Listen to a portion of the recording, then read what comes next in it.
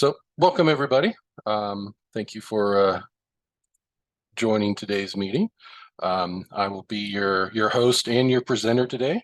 And we'll be doing a session on understanding collections. So without further ado, let me get my presentation up here and then we'll get started.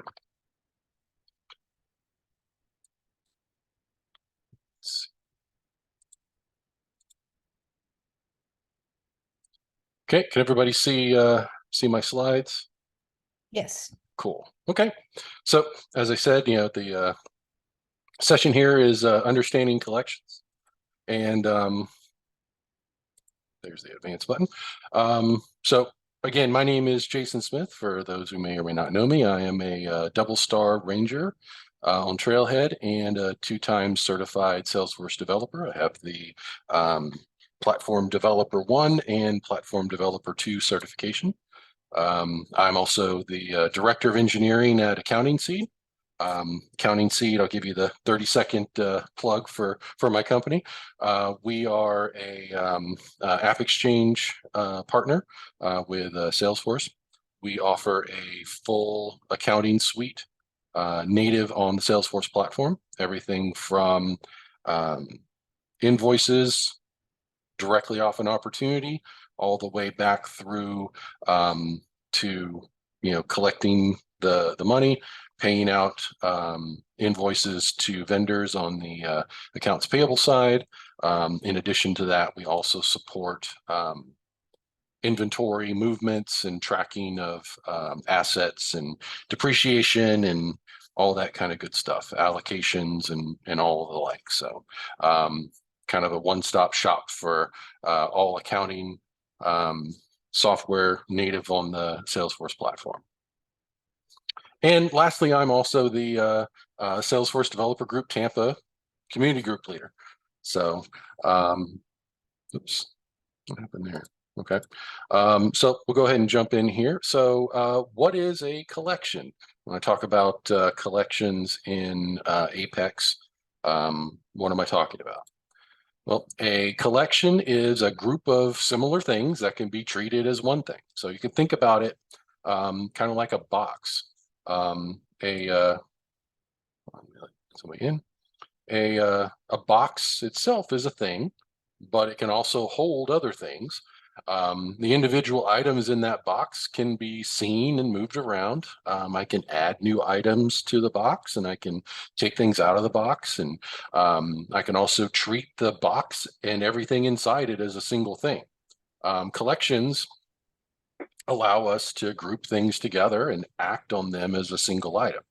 And it gives us ways to keep track of the items in the collection, both their position and their uniqueness. Okay, so Salesforce Apex has 3 different types of collections: lists, sets, and maps. Oh my. So we're going to jump right in here. The first one is a list. So a list, by Salesforce's definition, is an ordered collection of elements that are distinguished by their indices. So what the heck does that mean? So let's break that definition down a little bit. So imagine that our box that we talked about, our collection here, looks like this. So this is a pill box. It's used to organize medicine per day. Each day is listed in order by the day of the week, the index or the address of where those pills are at, and each day is easily accessible by day. So I can go directly to the Wednesday box and get the contents of that or add to that. I can go to the Friday, the Friday one, and do the exact same thing. Now, let's say that our box is the collection variable. We're going to call it pillbox. Okay, I know, pretty straightforward variable names here.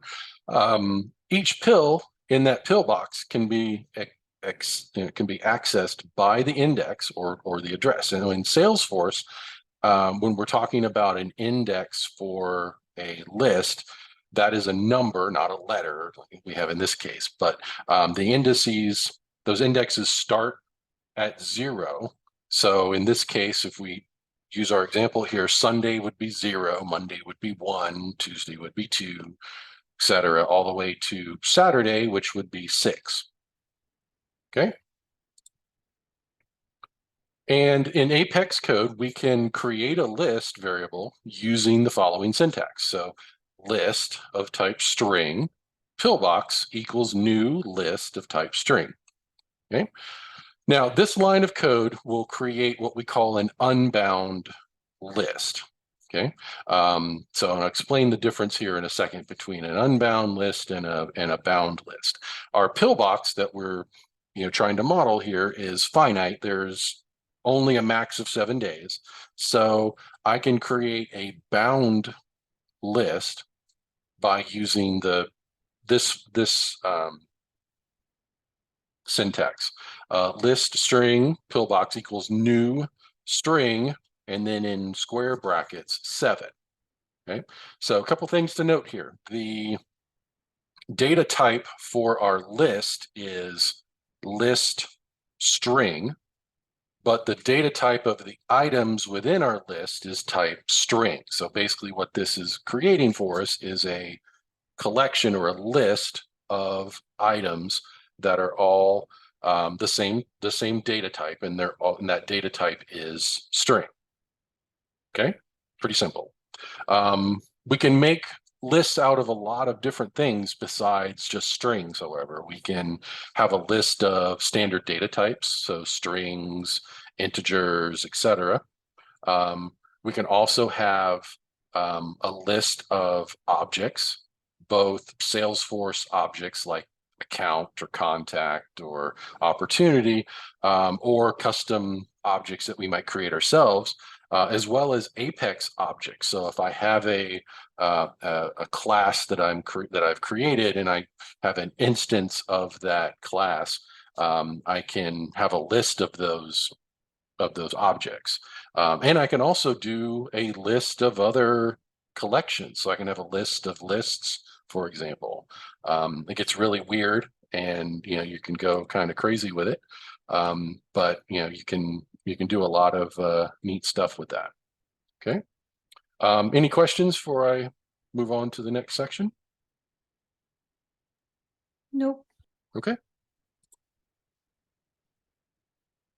Okay. So how do I get to the things in my list? Well, I can reference any elements in our list simply by using their index. So if I wanted to put a pill, let's say a Tylenol pill, in the Monday spot, remember Monday's index in this case is 1, I would say pillbox 1 equals Tylenol. Okay. And so what this would do is it would put the string Tylenol in our pillbox in the second or indexed 1 element in the list. Okay. The first spot has an index of 0, and the second slot, which now holds Tylenol, has an index of 1. So let's add another Tylenol to Saturday, the 7th slot, with an index of 6. So pillbox 6 also equals Tylenol. So I can have the same value in multiple cells, multiple slots in my list. There's nothing to say I can't have duplicates. And so now we have pills in Monday and Saturday, but nothing in any of the other cells.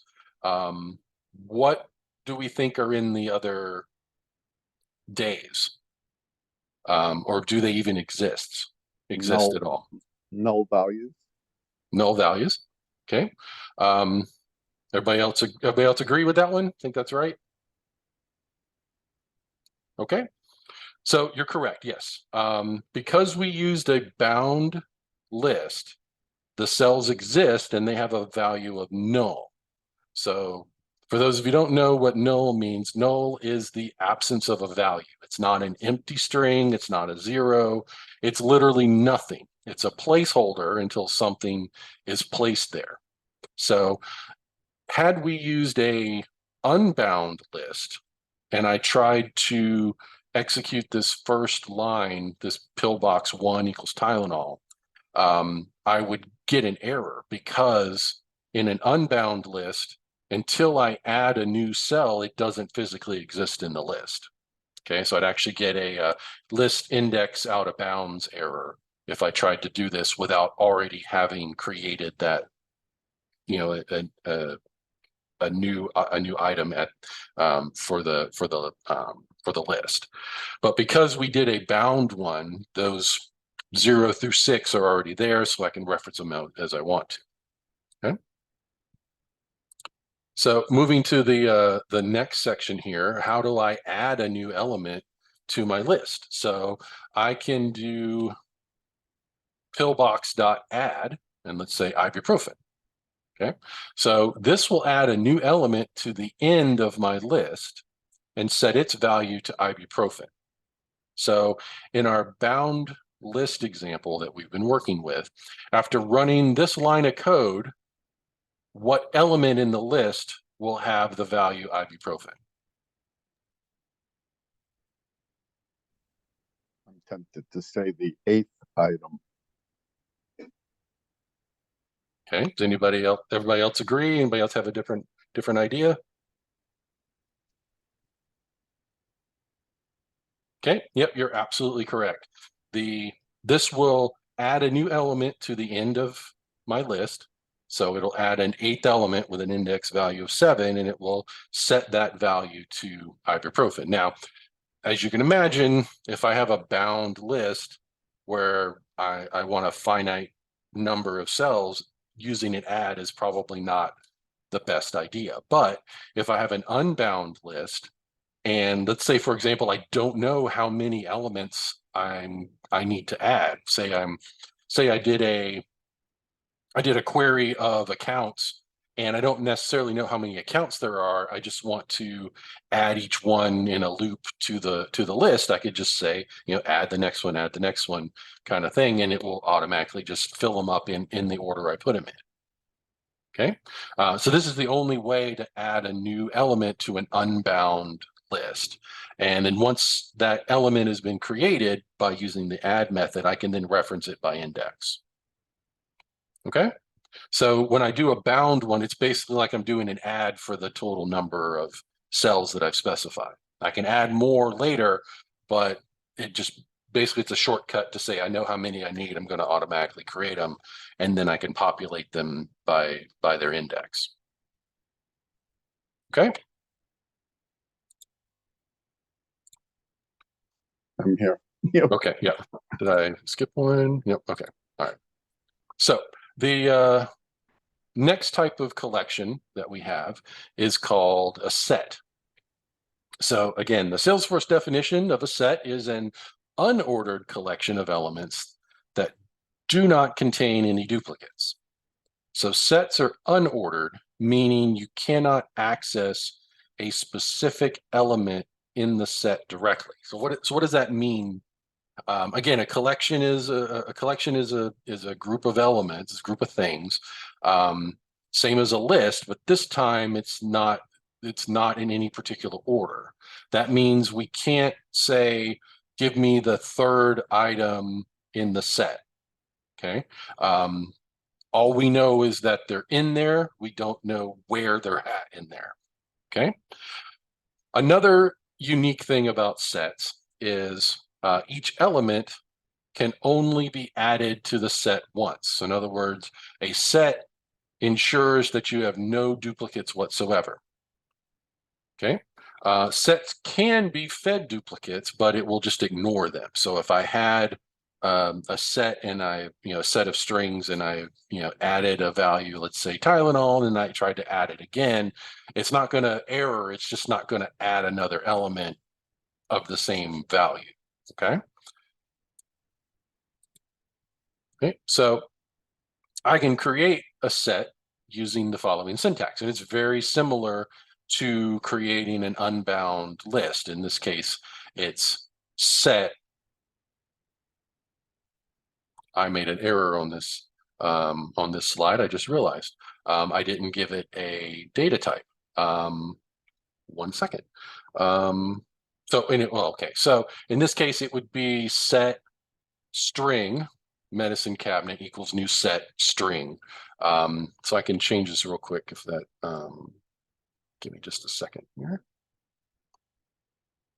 How do I stop this thing? All right, in any case, so yeah, sorry about that. So anyway, I'm gonna, in the example here, I'm creating a set of strings called medicine cabinet here. And I can use the add method to add elements to my set. So medicine cabinet dot add Tylenol, medicine cabinet dot add ibuprofen, medicine cabinet dot add aspirin. Okay. And then if I want to check if a set contains a particular item, I can use the contains method. So in this case, it returns a true or false or a Boolean. Has Tylenol equals medicine cabinet dot contains Tylenol. Okay, so this would return, in this case, this would return true because I've previously added Tylenol to my medicine cabinet. Okay, Jason, yeah, sure. I figure I can ask a question real Yeah, time. sure. So has Tylenol would have the value of 1 or 0, or does it actually say true or false? It'll actually be true, or in this Okay. case, it'll be true, right? Because contains returns a Boolean. It just is a, yes, it's there, or no, it's not. Okay. Okay. Yeah. So it's an actual true or actual false, not a 1 or a 0. Got it. Thanks. Okay. All right. So what you notice here is I do not have a way to access by index the elements in the medicine cabinet set. That just doesn't exist because they're not in any particular order. Okay. I can iterate over these elements. So I can do what's called a for each loop, where I basically would say for a particular instance of an element of the set, within the set, I can iterate over each one, but I can't iterate through them by index, like saying 0, 1, 2, 3. I can only just go through and it will return them to me in whatever order it feels like it wants to return them to me. Okay. So when do I want to use a list versus when do I want to use a set? Use a list when order is important, or if you don't care about duplicates. Okay. So if I wanted to take a list and sort it by a particular value, that's possible. I can't sort a set, but I can sort a list. As an example, I can get a specific element out of a list, and I can have multiple elements within that list have the same value. Okay, no reason why that's not possible. Okay. Use a set when you want to ensure there are no duplicates. So I want to make sure I only have one instance of each element. I would use a set for that. Okay, and there's some methods that exist that allow you to convert from a list to a set or a set to a list, that are useful. Basically, you can iterate over the set and then create a new list off of it, or you can take or the same thing, you can iterate over the list and add those to a new set, kind of thing. Where these really come in handy is if I am, for example, doing an update on a set of objects. So let's say I've got a list of accounts and I want to execute an update on those accounts. I can't have duplicates of the same record in my list if I'm passing it to an update, for example, because it's going to say they have to be unique within that chunk of data that it's acting on. So what I can do is I can use a set to ensure that I don't have any duplicates, and then take that set, convert it to a list, and then pass it to the update method. Okay.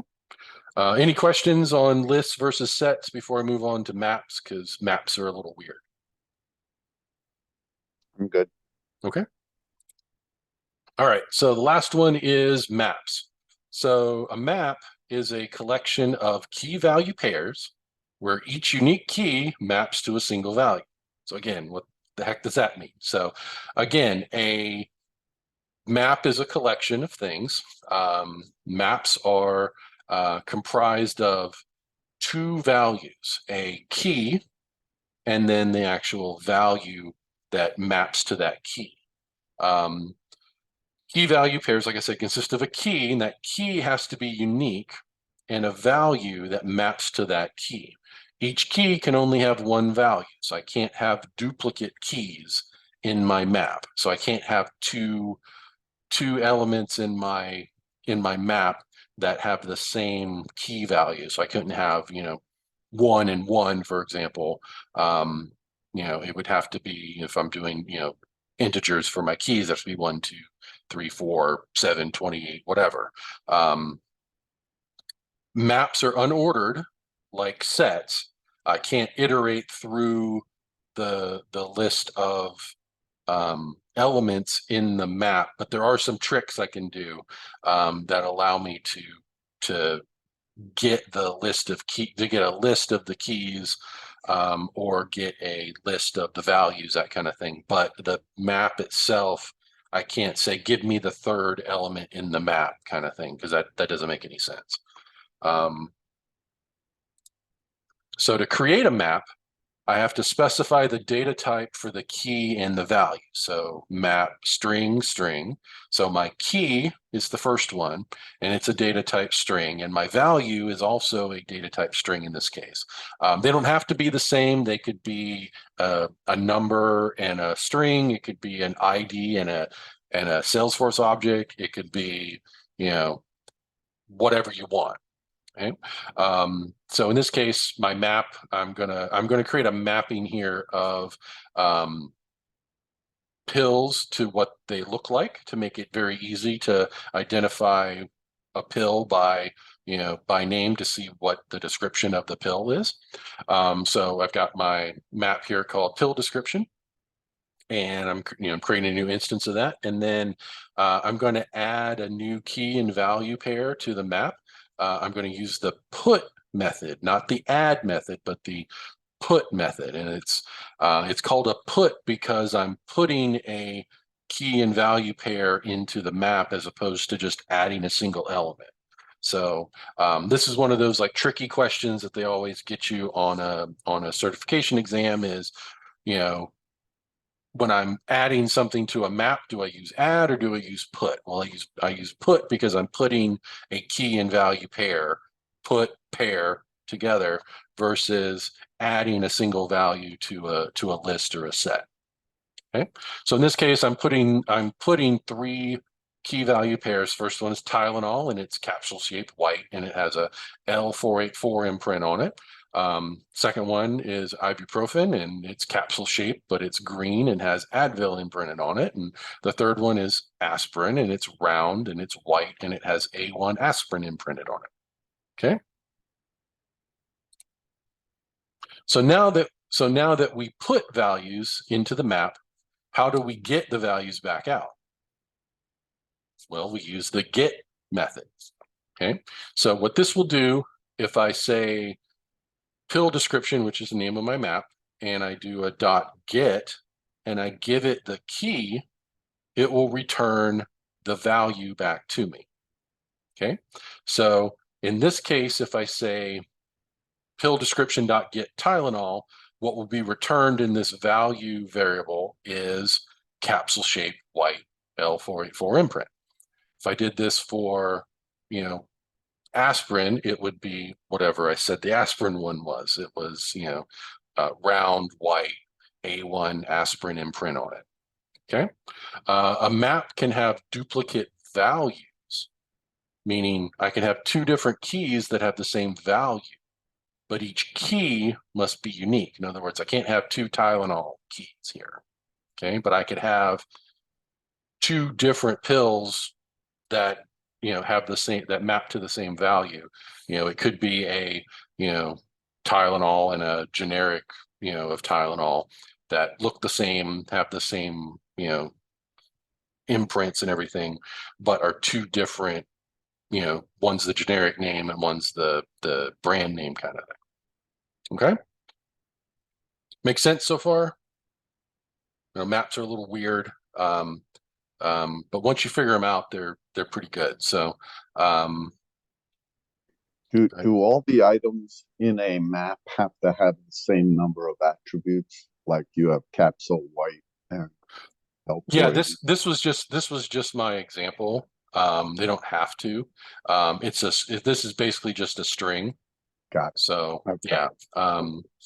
yeah, I could have just, it could have been whatever in here, just as long as it was Sure. a string. So, but they all have to be the same data type. So I couldn't have, Right. I couldn't have Integers. I Sure. couldn't mix an integer or a Boolean or a Salesforce object or something like that into the mix. So Okay. yeah, good point. Okay. So what can I do with a collection? So collections, we're going to leave the medicine cabinet for a little bit, and we're going to use some actual Salesforce examples. So collections are great ways or a great way to temporarily store groups of things in memory. And once I have the things in the collection, I can set them aside until I want to use them without having to commit them to the database or make another query to go get them. So say, for example, I want to add a task. Let's say the task is call this person on Tuesday to a group of contacts. So I have a group of contact records.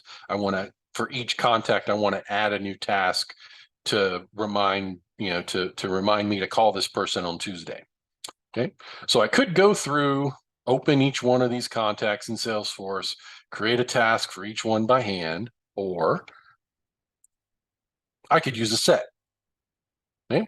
So I have a set here of type ID, and ID is the Salesforce ID, which is an 18-character alphanumeric string, but it's a specific data type for Salesforce.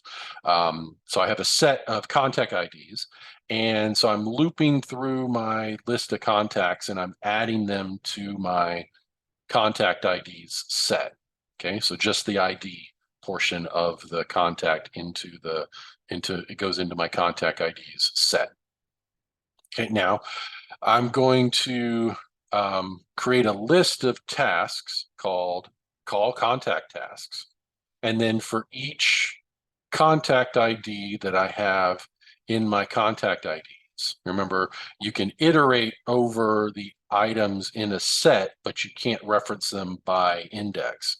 So, but I can go through each element this way in the set of contact IDs.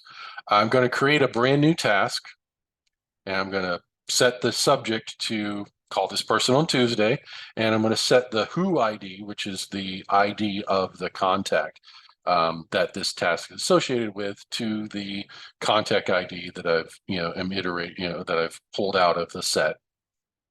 And then I'm going to add this task to my list of tasks, and then finally I'm going to insert that whole list of tasks to the database. Now, why did I use a set for contact IDs instead of a list, other than just showing off using a set?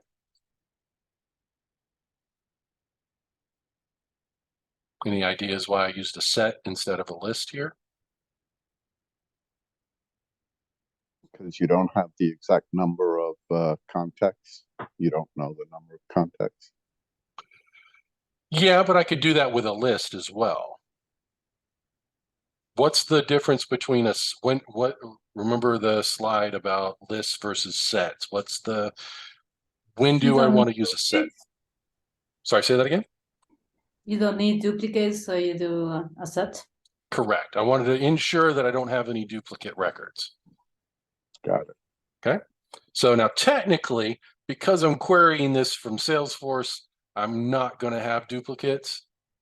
But if I wanted to be 100% sure, I could use a set just like I did here. Okay. Some other uses for collections. If I execute a SOQL query, which, we saw that on the last slide, I did this select ID. What the heck? Sorry. I use this select ID from contact. That's a SOQL query. If I execute a SOQL query in code, Apex will return a list of that S object type. So in that example, this returned a list of contacts, and I did it in a for loop so I could just immediately iterate over it. Okay. This allows me to walk through each record individually by index or by item in the case of the for each loop that I did. Okay.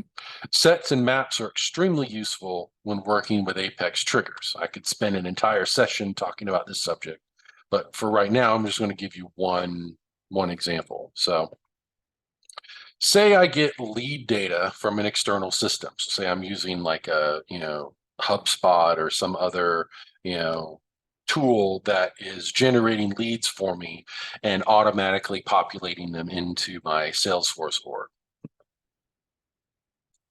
And as part of that integration, I have an external ID field that I've created on the lead object that is the ID from that external system, so that I can say, okay, this lead came from this source, and this is the ID of what it's called in that external system. Okay, so I can create a map where the key is the external ID and the value is the lead record. Now I have a way to query the lead records by external ID without having to go back to the database to do another query to figure it out. So I'm doing a single query here to create my list of leads, and you'll see I have external ID as one of the fields that I'm returning from the lead object. And so now I have a map that is, the key is a string and the value is a lead object. And this is leads by external ID. This, I'm creating this as a new map of type string comma lead. So my key is string and my value is a lead. So for each lead that I queried just a minute ago, I'm going to put a new element into my map, and I'm going to use the external ID as the key, and I'm going to use the lead record itself as the value. Okay.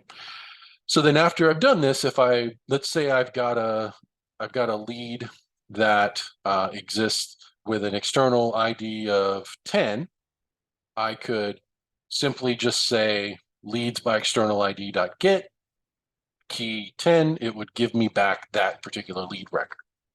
Okay. So I don't have to go back to the database. I don't have to go query it again. I don't have to waste another, SOQL query in order to find this value out. I've got it here, and I basically have manipulated it into a collection that I'm keeping in memory in such a way that I can reference that value. I can reference that record based on an external ID that is associated with it. Okay, this is also useful too if I have, say, two different objects that I'm working with and I needed to combine them together. I can create what's called a composite key, where I basically take the ID of both of those, smash them together, and that's my unique ID, and then I can reference it that way. So lots of different things you can do with maps to help out with keeping your query limits under control when you're doing a trigger or doing some type of manipulation. So okay, any questions? I have a quick demo I want to show, so any questions before we jump into that? It's possible like do a map and a query, like do a map with ID and the object doing a query. So like You can, yes, yeah, you can actually, yes. So Salesforce out of the box gives you a shortcut to create a map of the ID as the key and then the object that you're querying as the value. Basically, you just I have to look it up because I don't use it very often, but you can create a map directly like that, so you can reference those by ID.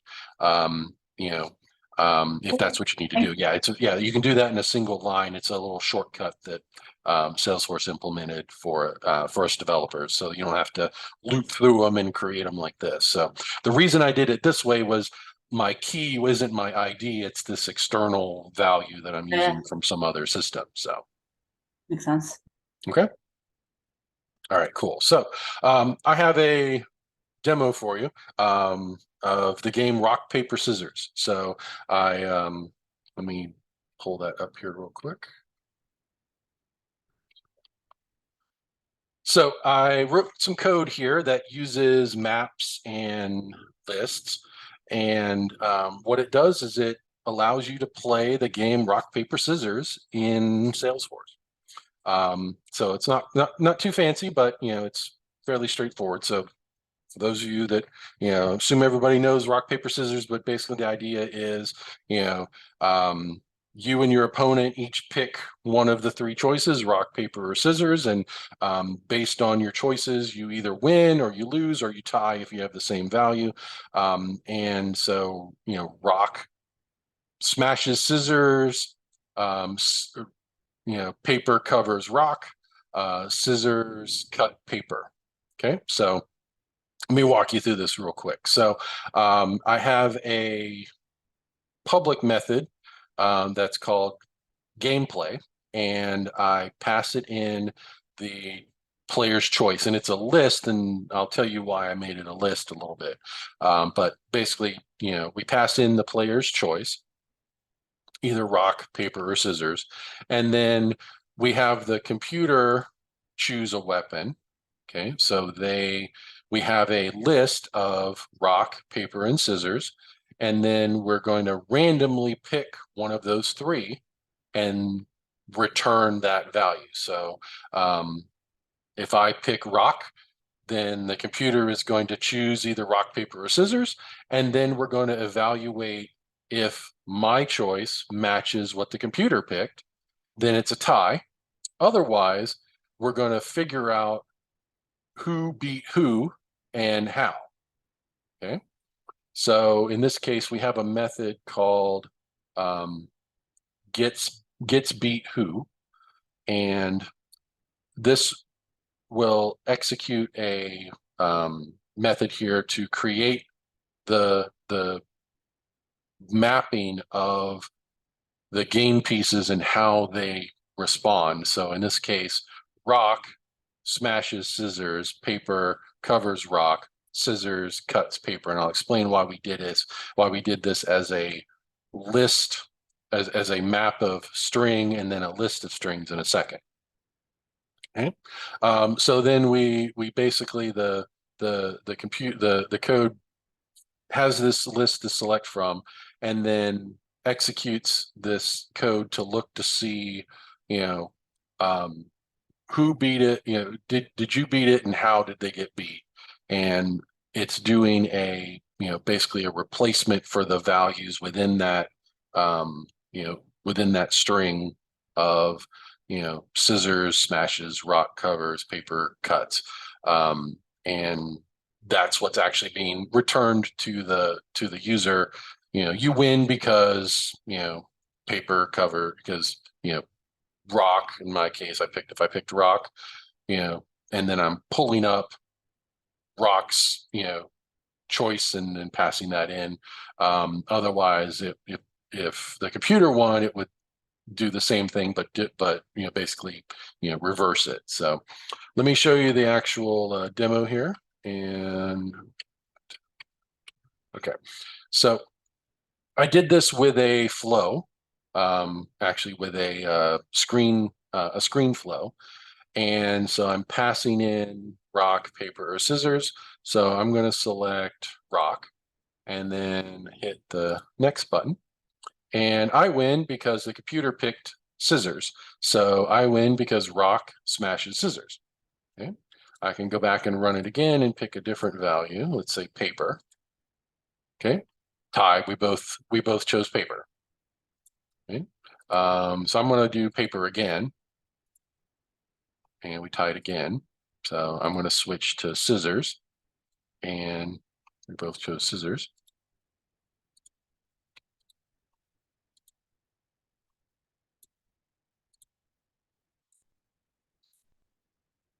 Okay, so he won because I picked scissors and rock smack, and the computer picked rock. Okay. Pretty simple. Added a couple things here to make it work for a flow, namely invocable method. Added invocable method decoration to my method here, and I have to do a list of strings if I'm working with a screen flow from a pick list from a screen flow. So that's why it's a list, and I'm only ever using the first one of it because there's only ever going to be one.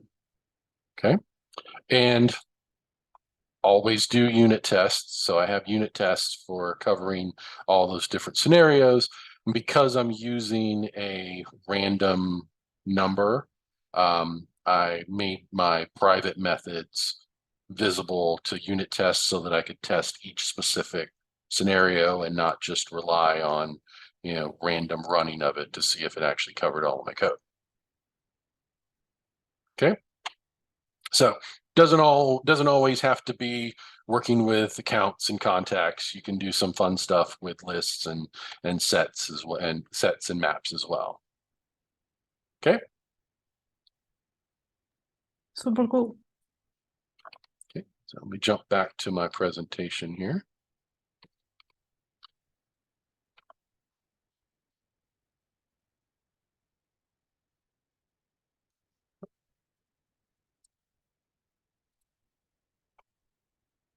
Okay, so let's review. I actually should. Okay.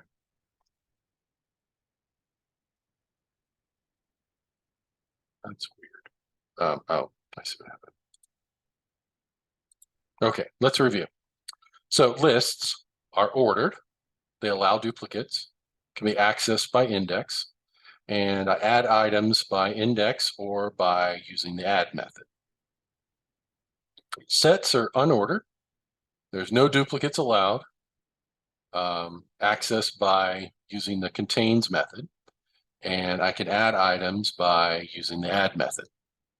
Okay. Maps are unordered. No duplicate keys are allowed. I access elements in it by using the get method using the key, and I add items by using the put method specifying a specific key and value. Okay. Any questions on collections? Nope, that was good. Thanks. Okay. So thank you all for joining me. Appreciate your time. And hopefully this was useful and something that helped you understand how collections work a little better. If this is something that interests you, I'd be happy to do some more of these kind of introductory level topics on things like triggers or queries, how to write queries, or all those kind of fun stuff that are pretty intimidating when you're starting out, but after you've done this for a while, it just becomes second nature. So Thank you so much, Jason. It was very interesting, and everything is totally new to me. So nope. Awesome. yeah. Awesome. Are you going to save the recording somewhere? Yes, yes. So I post the recordings out on our YouTube channel, and I can send you a copy of it. A copy of the link to it if you want to review it later. I put them also out on our Tampa Developers community group in Salesforce. Okay. So, and I post them on my LinkedIn and all that good stuff. So I can make sure you get a copy of it. So Great. Thank you so much. okay. Thank you, everybody. Have a good night. Thank you. Have a nice one. Bye. Take care. Bye-bye.